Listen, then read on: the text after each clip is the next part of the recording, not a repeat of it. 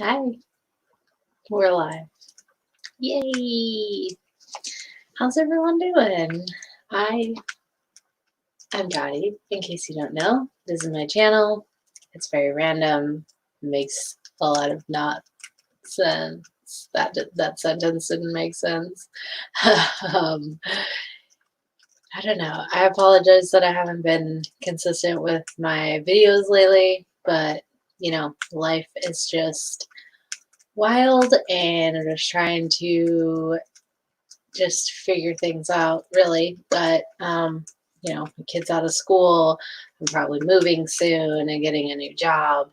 Everything is happening, it seems. So I apologize that I haven't been consistent with my videos, but sometimes we just need to take a break and take care of other stuff. And yeah, I hope you all are doing quite well. I hope you're surviving. I hope you're still getting outside. And good news here in my state in Washington, next month, finally our state parks are going to be opening again. So pretty excited for that. I can go to the beach again and pick up sea glass because that's like all that I do, and go hiking and whatnot. So really excited to do that again. But yeah, tonight is another story time. So we're going to be reading chapter 7, and we'll just go from there. I don't know. I don't know if I'll have live viewers or not. Maybe we can have a chat, have some fun, whatever. I don't know. I don't have to work as early tomorrow like I normally do, so that's kind of nice. But yeah, I'm going to go ahead and share my screen, and we can watch our fireplace, get cozy, and whatnot, whatever you want to do. Just sit back and relax. Chrome tab. And there we go. And we share. And we got a fireplace. Get that full screen. Full screen. There we go. Oh, and I paused it. Delay on my cursor there. Cool. That's a nice fireplace. Make sure we're still rolling. We're still rolling. Yay. Okay, awesome. Enjoy. This is chapter 7 of The Magician's Nephew. Chapter 7, What Happened at the Front Door. Now, slave, how long am I to wait for my chariot? Thundered the witch. Uncle Andrew cowered away from her. Now that she was really present, all the silly thoughts he had had while looking at himself in the glass were oozing out of him. But Aunt Letty at once got up from her knees and came over to the center of the room. And who is this young person, Andrew, may I ask? Said Aunt Letty in icy tones. Distinguished foreigner, very important person, he stammered.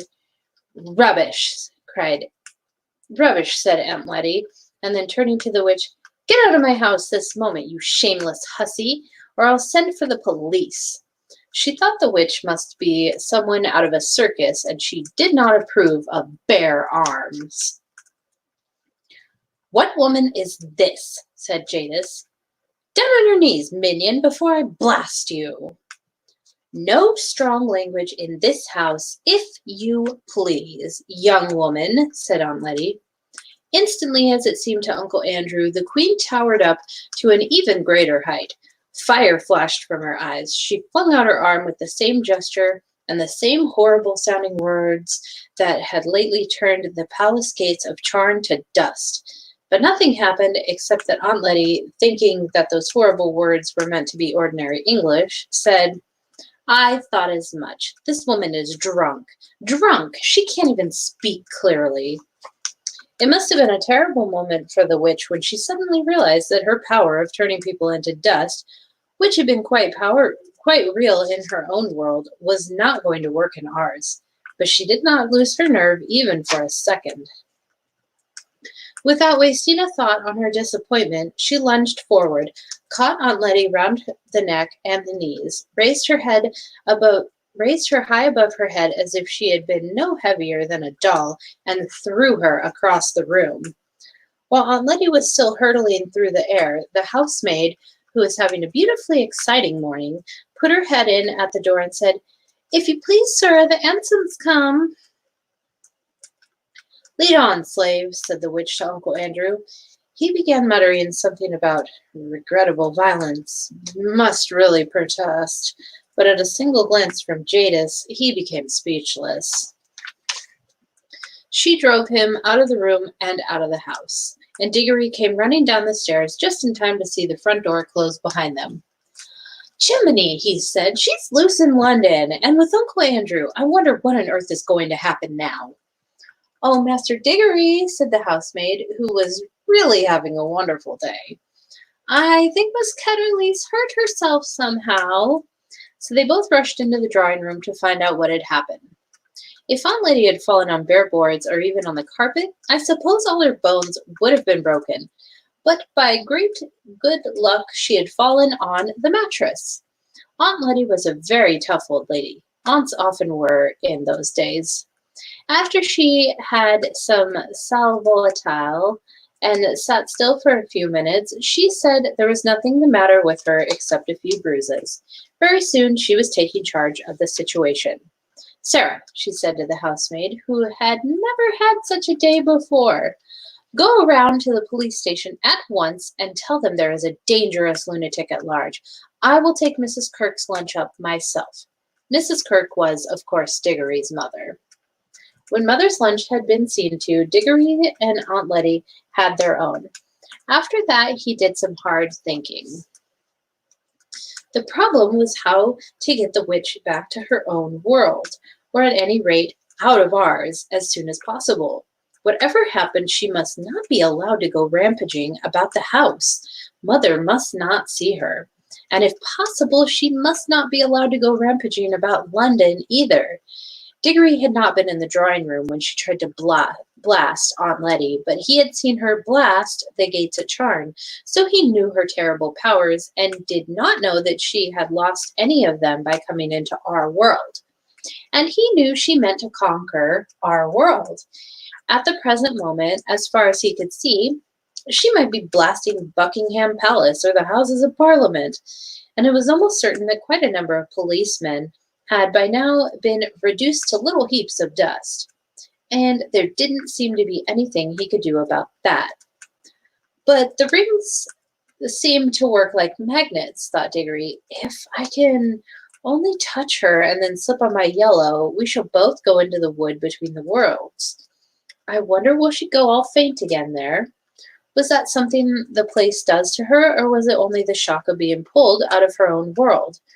But I suppose I'll have to risk that. And how am I to find the beast? I don't suppose Aunt Letty would let me go out, not unless I said where I was going, and I haven't got more than 2 pence. I'd need any amount of money for buses and trams if I went looking all over London. Anyway, I haven't the faintest idea where to look. I wonder if Uncle Andrew is still with her. It seemed in the end that the only thing he could do was to wait and hope that Uncle Andrew and the witch would come back.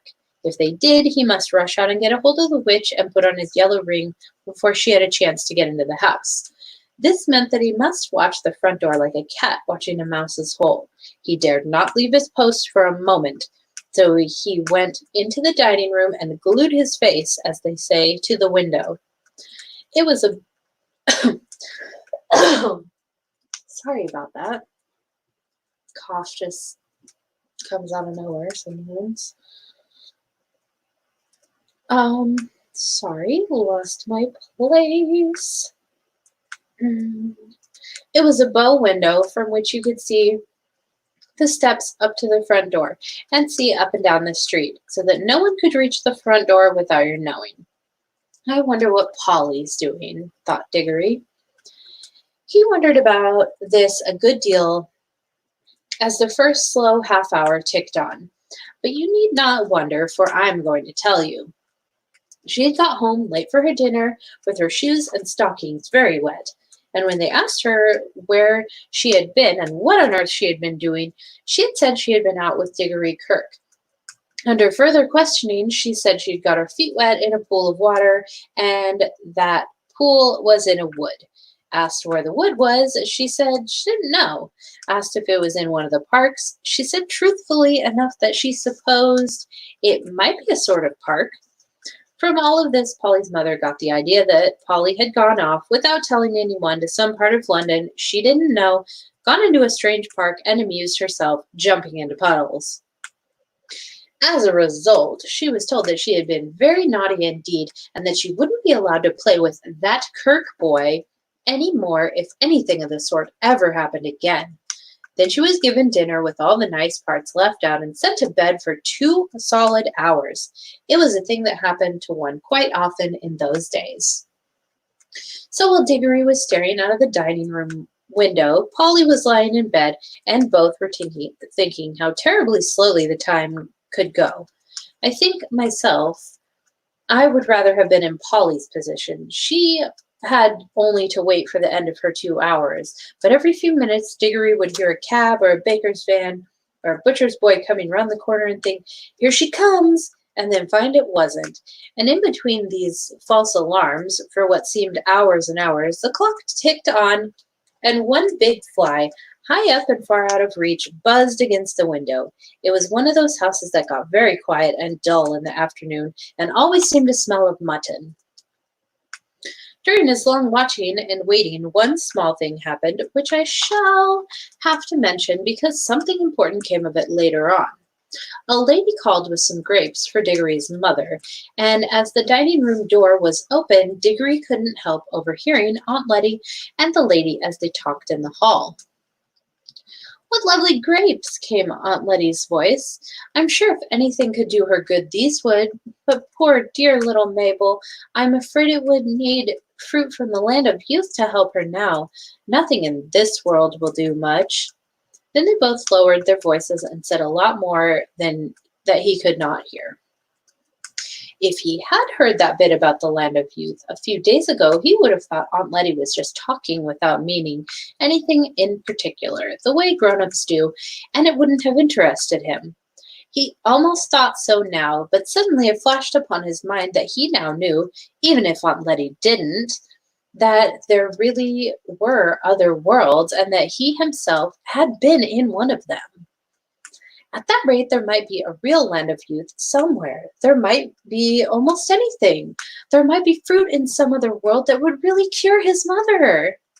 And well, you know how it feels if you begin hoping for something that you want desperately, badly.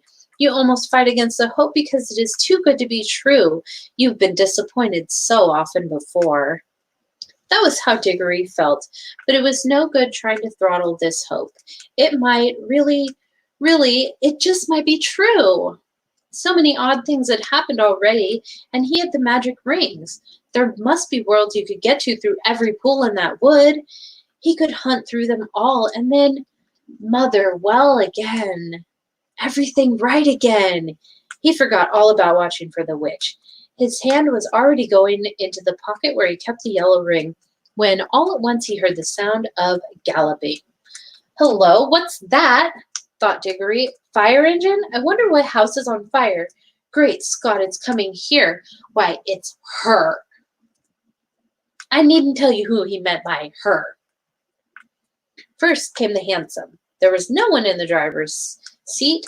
On the roof, not sitting, but standing on the roof, swaying with superb balance as it came at full speed round the corner with one wheel in the air, was Jadis, the queen of queens and the terror of Charn. Her teeth were bared, her eyes shone like fire, and her long hair streamed out behind her like a comet's tail. She was flogging the horse without mercy. Its nostrils were wide and red, and its sides were spotted with foam. It galloped madly up to the front door, missing the lamp-post by an inch, and then reared up on its hind legs.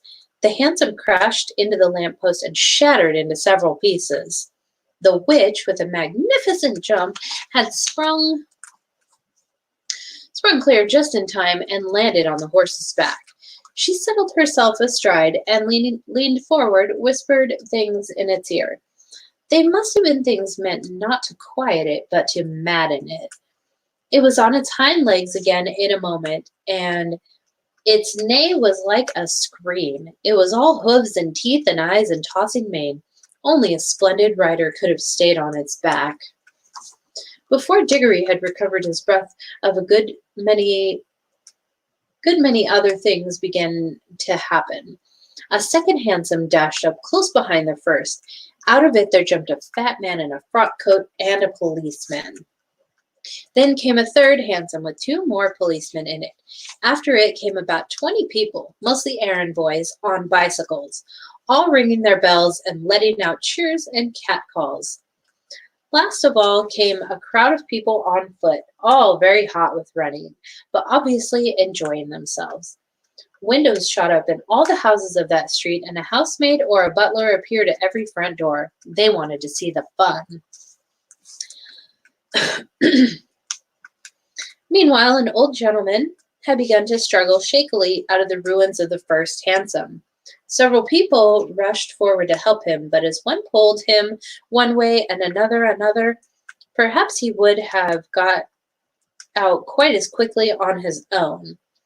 Diggory guessed that the old gentleman must be Uncle Andrew, but you couldn't see his face. His tall hat had been bashed down over it. Diggory rushed out and joined the crowd. That's the woman, cried the fat man, pointing at Jadis. Do your duty, constable. Hundreds and thousands of pounds worth she's taken out of my shop. Look at that rope of pearls round her neck. That's mine. And she's given me a black eye, too. What's more? That she has, governor, said one of the crowd, and as lovely a black eye as I'd wish to see. A beautiful bit of work that must have been. Gor, ain't she strong then? You ought to put a nice raw beefsteak on it, mister. That's what it wants, said a butcher's boy. Now then, said the most important of the policemen, what's all this here? I tell you, began the fat man when someone else called out. Don't let the old cove in the cab get away. He put her up to it. The old gentleman, who was certainly Uncle Andrew, had just succeeded in standing up and was rubbing his bruises. Now then, said the policeman, turning to him, what's all this? Wample Pompey Shomp, came Uncle Andrew's voice from inside the hat. None of that now, said the policeman sternly. You'll find this no laughing matter. Take that hat off, see? This was more easily said than done, but after Uncle Andrew had struggled in vain with the hat for some time, two other policemen seized it by the brim and forced it off. Thank you, said Uncle Andrew in a faint voice. Thank you. Dear me, I'm terribly shaken. If someone could give me a small glass of brandy? Now you attend to me, if you please, said the policeman, taking out a very large notebook and a very small pencil. Are you in charge of that there young woman? Look out, called several voices, and the policeman jumped a step backward just in time. The horse had aimed a kick at him, which would probably have killed him. Then the witch wheeled the horse round so that she faced the crowd and its hind legs were on the footpath. She had a long, bright knife in her hand and had been busily cutting the horse free from the wreck of the hansom. All this time Diggory had been trying to get into a position from which he could touch the witch. This wasn't at all easy because on the side nearest to him there were too many people, and in order to get around to the other side, he had to pass between the horse's hooves and the railings of the area that surrounded the horse. For the Ketterleys' house had a basement, if you know anything about horses, and especially if you had seen what a state that horse was in that moment, you will realize that this was a ticklish thing to do. Diggory knew lots about horses, but he set his teeth and got ready to make a dash for it as soon as he saw a favorable moment. A red-faced man in a bowler hat had now shouldered his way to the front of the crowd. Hi, policeman, he said. That's my horse what she's sitting on, same as it's my cab what she's made matchwood of. One at a time, please, one at a time, said the policeman. But there ain't no time, said the cabby. I know that horse better than you do. 'Tain't an ordinary horse. His father was an officer's charger in the cavalry, he was. And if the young woman goes on exciting him, there'll be murder done. Here, let me get at him. The policeman was only too glad to have a good reason for standing further away from the horse. The cabbie took a step nearer, looked up at Jadis, and said in a not unkindly voice, "Now, missy, let me get at his head, and just you get off. You're a lady, and you don't want all these roughs going for you, do you? You want to go home and have a nice cup of tea and a lay down quiet like. Then you'll feel ever so much better." At the same time, he stretched out his hand toward the horse's head with the words, "Steady, Strawberry, old boy, steady now." Then, for the first time, the witch spoke. "Dog!" came her cold, clear voice, ringing loud above all the other noises. "Dog, unhand our royal charger. We are the Empress Jadis." Dun, dun, dun. It seems like it was a really short chapter. I don't know, maybe it just went really quick. Cool. There. And close that down. Anyone here? Nobody here. Okay, no problem. No problem at all. I know Zulu One will watch this later, so shout out to you. And shout out to anybody else who watches this. And if you haven't watched chapters 1 through 6 already, please go back and do that. They're all in a playlist on my channel called The Magician's Nephew. And so if you just hit play on the playlist, it'll play through all of the ones up until now. And this one will be added to it after it is uploaded. But yeah, please make sure and watch listen to all the other chapters, because it's a wonderful story. And if you're only just now tuning into chapter 7, you've missed a lot of stuff. And so be very nice if you tuned into the other chapters, then get caught up on this one. But yeah, I'm not going to just stand here and talk to myself. That would be silly. But I hope you all have a good night, have a good week, have a good life, have a good whatever you're doing. I hope it's good. And yeah, until next time, I'll probably do another chapter on Wednesday. Tomorrow I'm going to be working pretty late. But yeah, I think Wednesday I will have some free time, so we can do chapter 8. And I will be getting back to my plant streams this week. It's just been really hard to get it done with my son out of school. I want to be with him, and it's just things aren't normal schedule right now. But I will do a plant stream this week, and yeah, I hope that you have a good night. I will see you guys later. Keep it flat.